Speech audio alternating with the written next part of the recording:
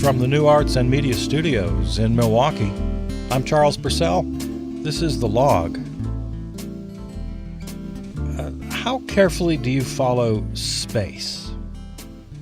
Speaking for myself, I tend to forget it's there sometimes. As a kid, I think I was more interested. I grew up at a time, I think most of us did. It's only been the last several years when there was a little bit of a lull. But from the beginning, from the Gemini program, and then, of course, the Apollo program, and the moon landings, and then the space shuttles, I think kids from several generations got interested in that. So strictly from the exploration side, the science and technology side, the sort of adventure that we were all having together. And then there's just there's also just sort of the romance of the night sky, kind of beautiful and profound. And this whole line of thought, it keeps taking me back to childhood. And again, another memory I hope you share, I'll bet you do. Laying on your back, looking up into the night sky, thinking profound thoughts, philosophical thoughts. What does it all mean? You know? I think every young kid goes through that phase as well. And then for some of us, it remains a passion, or at least something we revisit from time to time. Other less fortunate folks let that part of their spirit fly away and get lost over time. The first time I saw the whole night sky was in California, Northern California. I was working at a radio station, KLOK in San Jose. And a couple of my new buddies, a couple of DJs on the station, we went camping. And I wasn't much of an outdoorsy guy, I wasn't much of a camper, but I could rely on these guys to make sure I wasn't lost or killed on the trail. And I don't remember now where they took me, but it was up into the foothills of Northern California and away from the cities. And I saw a sky that I'd never seen before. I grew up in a small town and had plenty of sort of rural country experience. And I saw some nice stars. I saw some nice night skies. I was away from the big city lights for most of my growing up years. But I never saw anything like this. It was crazy. It was magical. If you've never seen the real night sky out away from light pollution, you got to find an opportunity to do that. And then the next big experience I had with the night sky was when I worked on a cruise ship. I worked on the Royal Viking cruise lines in the, when was that? Mid-'80s, I guess, early mid-'80s. And one of my first nights on board, I went out on the deck and I climbed as high as I could, as high as I was allowed, the highest deck. And it was very late at night, wee hours of the morning. Everybody was sort of tucked in bed. And I felt like I had the whole world to myself. And there again, just kind of laid flat on my back in the middle of the ocean and saw nothing but night sky. And that was another inspirational, profound moment. I think I probably wrote in my journal that night. I've kept journals intermittently over my life, and I think probably I recorded that moment. I know for sure it was a very special, it was a unique moment of my life. No land in sight, 360-degree horizon, and a clear night sky. Oof. Yeah, when you get opportunities like that, you don't pass them up. I mean, there's so many different ways you can look at this. Just the romance of the moon, you know, how many songs have been written about the moon? To this day, if you look up at a nice, clear, full moon, it's kind of moving. You know that your ex-girlfriend across the country is looking at the same moon, maybe. You know, you have those kinds of thoughts. back to the science and technology and the space program, I'm old enough to remember the moon landing, the first moon landing. That was pretty exciting. It was a long summer day, of course, and happened to, I don't remember the exact time. Was it about 9 o'clock at night, Central Time? I think that's the case. So we had the whole day to look forward to it. It was a great anticipation all day long. And then, of course, the moment finally happened. We took a picture. We took a snapshot. I think it was the old Polaroid. Made the instant camera. The photograph shoots out of the front of the camera. Yeah, we took a picture of the television set. I wonder whatever happened to that photo. I got lost along the way. It's too bad. I don't think that's still in the family archives. That's too bad. I'd like to see that. Yeah, we took a picture of the television set as Neil Armstrong stepped down onto the lunar surface. Oh, one thing I haven't mentioned yet, the depiction of space in popular culture, television shows, movies, that's not something I was ever too involved with. You couldn't help it. You know, as a kid, there were television shows, and of course the whole Star Trek series, the whole Star Wars series.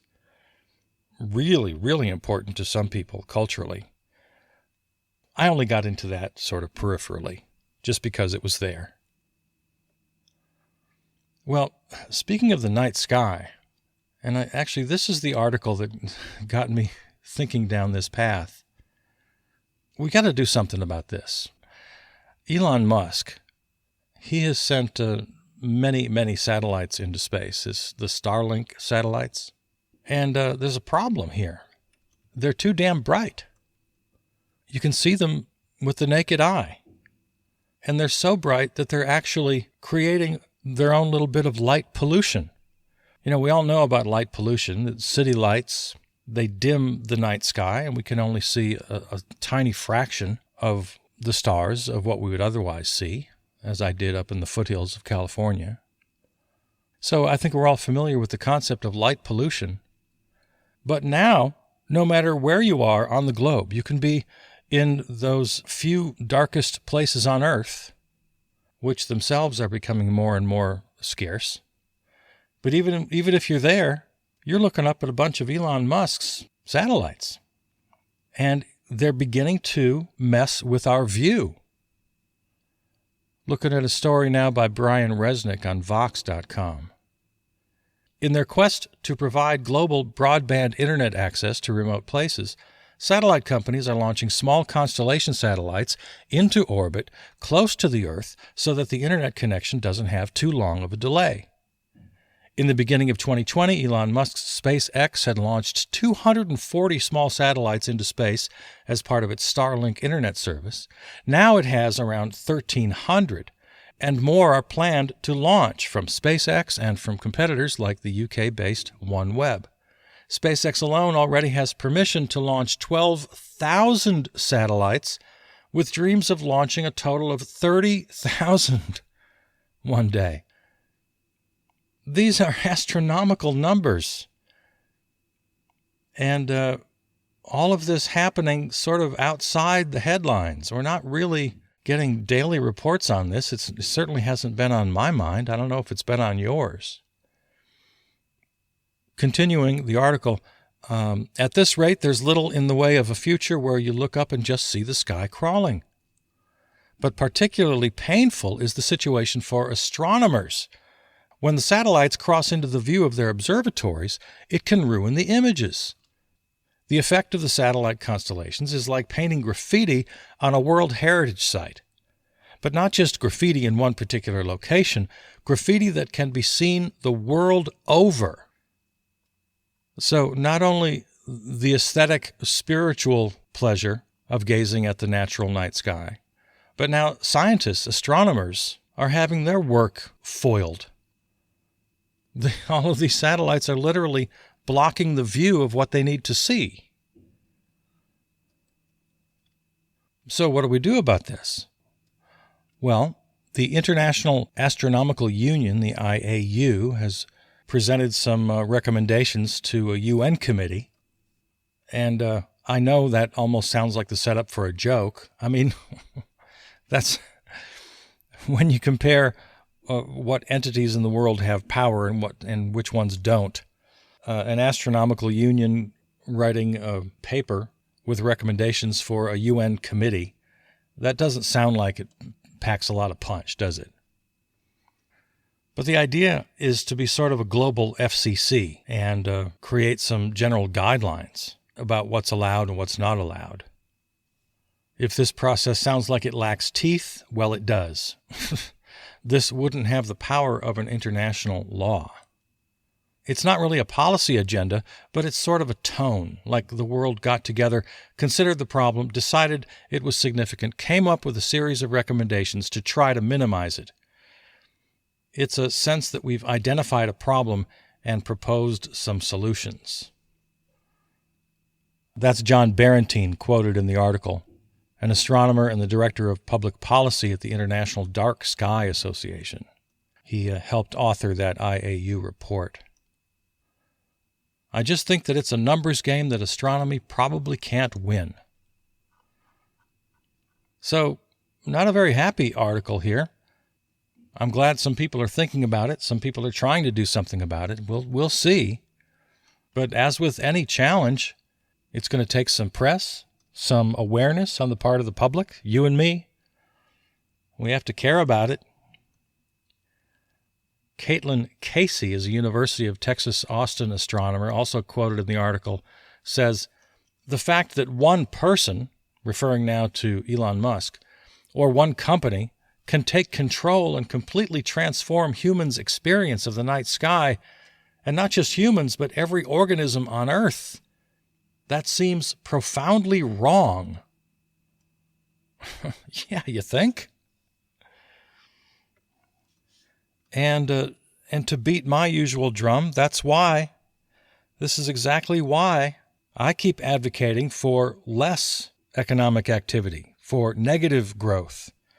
We just got to take a deep breath. We got to chill. We got to lay on our back in the grass and look at the night sky and do some deep thinking about what is and what isn't important. I mean, sure, we all want to have the internet. I myself am always advocating for broadband access in rural areas. There should be fairness and equity in access. But just generally, overall, I mean, what are we doing every day when we get up and we run around on this planet? And how much of it is really necessary when it comes to commerce and entertainment, all the sorts of things we occupy ourselves with? If we spent a little more time laying on our backs staring at the sky, I think we'd be better people and the planet would be a healthier place, because that would be that much less time seeking out opportunities and commerce and entertainment and distractions, all of which have a cost. All of this activity has a cost to the environment, to resources, and here's just another example. I mean, sure, we need the internet. But let's be honest. How much of it could we do without? Just think about your own personal use of the internet or people you know. The silly games, the silly entertainments, the cat videos. I read recently that a full 20%, 1/5 of all mobile device activity is porn. Now, I'm not going to be a prude, and I'm not going to be a scold, and I'm not going to be a hater. If you want your porn, or if you're a sex worker, I got nothing bad to say to you. Go ahead. But 20%? A full 1/5 of all mobile device activity? I think we could show a little more restraint. The amount of data it takes to do all this cryptocurrency mining, which I've already confessed I know nothing about, but I do know it takes vast amounts of data. So guys like Jeff Bezos and Elon Musk are going to take advantage. They're just going to give us what we want. We want more. They're very happy to sell it to us. and make more billions of dollars for themselves, which is another thing I will never understand. Why anybody has 100 billion and feels like they need 101 billion. That's totally beyond my comprehension. Yeah, these two are in the news recently. I guess Musk got some big contract that he was competing with Bezos for. Yeah, Yahoo Finance. The space race between the world's two richest men went into hyperdrive after Tesla chief Elon Musk took a swipe at Jeff Bezos' attempt to challenge a major NASA contract. The two billionaires, who have been trying to launch long-range orbital rockets, were competing for a coveted contract from the government to build a spaceship to deliver astronauts to the moon as early as 2024. Musk won. Bezos was not happy. Bezos' Blue Origin filed a protest with the Government Accountability Office, accusing NASA of moving the goalposts for contract bidders at the last minute. Musk, who also leads SpaceX, fired back with a tweet that said, "Can't get it up to orbit," in parentheses, LOL. These guys. Do we really want so much of our fate in the hands of the likes of Elon Musk and Jeff Bezos? These kind of a cross between Bond villains and Seth Rogen characters in a movie. I mean, this is just not the way the world ought to work. Way too much money, way too much power, way too great of consequences in the hands of these two crackpots. Blue Origin has fallen far behind SpaceX and United Launch Alliance, losing out on billions of dollars worth of U.S. national security launch contracts that begin in 2022. United Launch Alliance, ULA, is a joint venture of Boeing Company and Lockheed Martin Corporation. So there's always been this debate. It's as old as the space program is old. And that is many folks highly critical of the endeavor itself. Why in the world are we going to space when we've got all these problems right here on our planet? Let's fix poverty. Let's end wars. Let's take care of the very serious problems here. I mean, at the height of Apollo and the moon landing and all of that, it's right in the middle of the Vietnam War. So you can imagine some folks were very upset. Now, you know me. I've got a strong opinion about everything. But from the very beginning, when I was a kid and up until today, I've never taken a strong stand on either side of that argument. I guess mostly I think we can do both at once. I see the benefit of science just for science sake. So exploration of space and landing on the moon, just because, right? Because it's there. I see value in that. And I don't think that these simultaneous goals of the advancement of science on one hand and the peace movement on the other hand and eradicating poverty and disease on another hand, I guess I never saw this as a competition. But when the advocates get together and they have their debates, I do hear that argument about let's get things done here. Poverty and war and such are more important. So I start to lean that way a little bit. So I'm wishy-washy on this one. I'm out of character with my usual strong, deeply held convictions. But I am leaning a little these days because of this involvement of Elon Musk and Boeing and Jeff Bezos on all this contracting out to private enterprise. The fact that NASA is contracting with these for-profit endeavors, and so much of it is about satellites and selling us more video games and porn.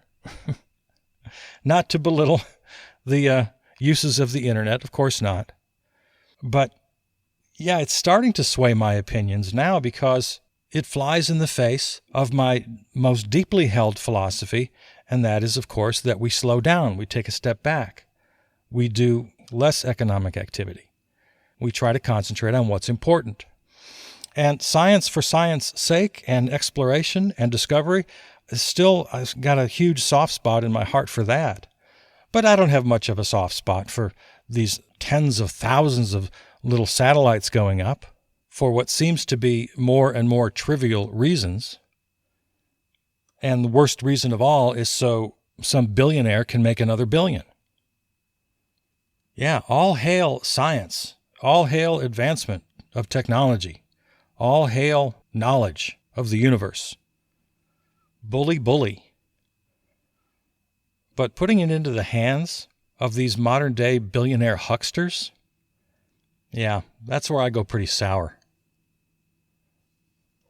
And even worse now, add more fuel to this fire, the weaponization of space. You know, we had this debate way back in the 80s, the early Reagan administration, and his ridiculous Star Wars proposals for the strategic, what did he call it? Strategic Defense Initiative, right? Is that what it was called? Yeah, more commonly known as Star Wars. Yeah, Reagan wanted to weaponize space, and thankfully that didn't happen. But the idea never went away, and now, of course, we have this ridiculous Space Force, which, when it was launched by the Orange Menace, most of us just laughed at it. It was a punchline. It was a joke. But damned if it isn't real. I mean, there it is.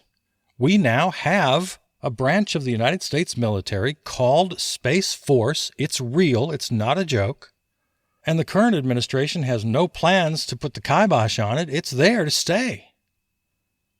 And the United States officially has announced its intention to dominate space militarily. It's right over the front door of the building. So space weaponization is a real thing that we just can't seem to step back from. A recent Counterpunch article, Carl Grossman writes, "Space weaponization cannot be walked back, and the world is at a crossroads." Russian Foreign Minister Sergei Lavrov called for talks to create an international legally binding instrument to ban the deployment of any types of weapons in space.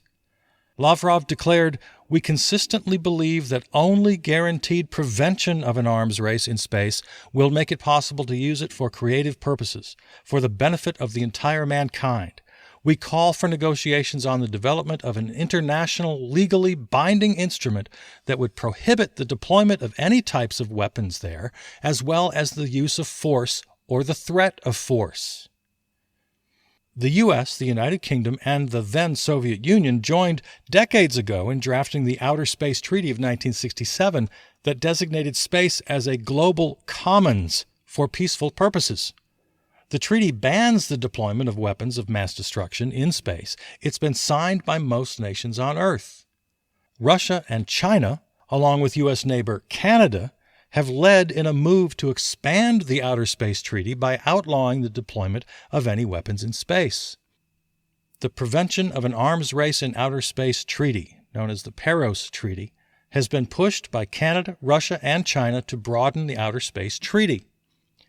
Paros has wide world support, but through a succession of U.S. administrations, Republican and Democrat, the U.S. government has voted against the Paros Treaty at the Conference on Disarmament of the United Nations. Because conference decisions must be supported by consensus, the U.S. has effectively vetoed enactment of the Paros Treaty. We are the bad guys here. The whole world wants the protection of space, the disarmament of space. No arms, no deployment. Everybody wants it, but us.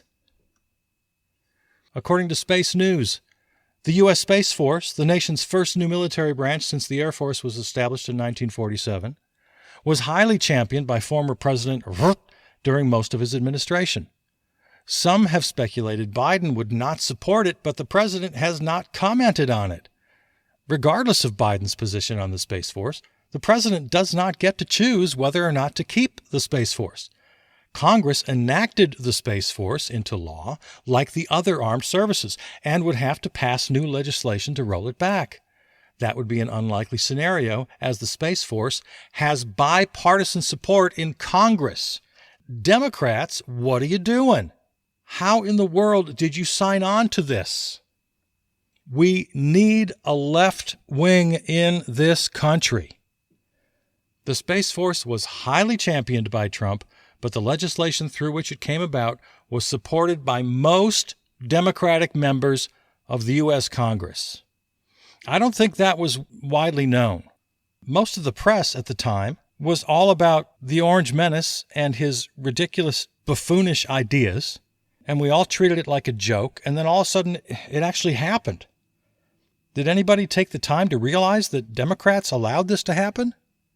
Most Democrats in Congress? And we're the only nation on the whole damn planet that thinks this is a good idea. And gee, I wonder why. As Counterpunch writes, sadly, the U.S., due to aerospace industry greed and dreams of space domination, has been blocking this much-needed treaty development process. You think it has anything to do with Lockheed and Boeing? This whole great new market opportunity for them? Not to mention our own Dr. Strangelove obsession with being the biggest kid on the block. We're the bad guys. The United States of America is the outlier here. All of the other significant players, all of the powers with capabilities to do this sort of thing, to weaponize space, none of them want this. Only we want it. Not that any of this should be a surprise. This country was founded on war, on power, on domination. It was founded on money, on profit. That's all this country has ever been about. It's what defines us, and it's what drives us in pretty much every decision. So why should space be any different? So my advice to you is to find some comfortable spot to lay down on this beautiful planet of ours and gaze up into the night sky and think about what's important. Think about the horrors of weaponizing space. Think about the mad men of profit who dominate economic and political decisions. As you stare into the great night sky, take the opportunity to get a little philosophical. Consider what's really important, and then how we might achieve that, how we might reprioritize what's really important.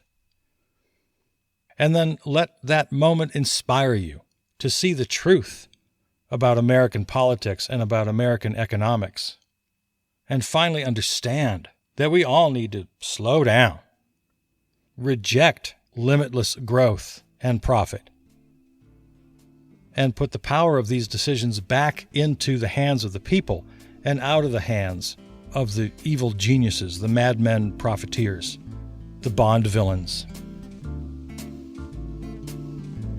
Yeah, thinking about space today. Thinking about space. I don't do it often enough. I think I'm going to make an effort to look up at the night sky a little more often. I hope you do too. I love you. I'm Charles Purcell.